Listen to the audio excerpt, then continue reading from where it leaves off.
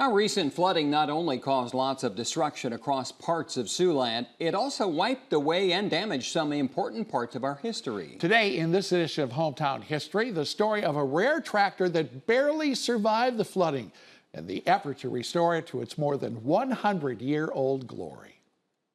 A muddy floor and a waterlogged part of our ag history were among the remnants of June's flooding at the Sioux City Railroad Museum. It's an example of how robust Sioux City's economy was then. This 100-year-old H.A. Wetmore tractor was among relics left in water nearly to its top.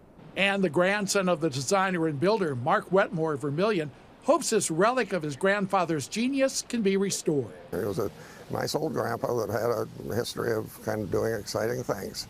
Grandfather Harry Wetmore moved to Sioux City in 1909 and started the Wetmore Automobile Agency that eventually moved into this building just down the block from the former KCAU studios on Douglas Street.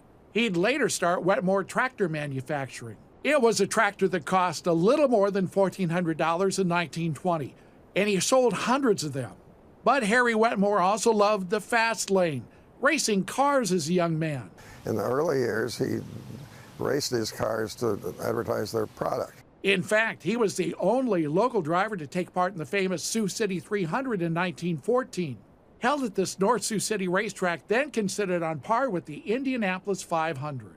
All of the drivers that raced Indy raced here. Eddie Rickenbacker won his first race that day and a $10,000 prize before becoming a World War I fighter ace and Medal of Honor winner.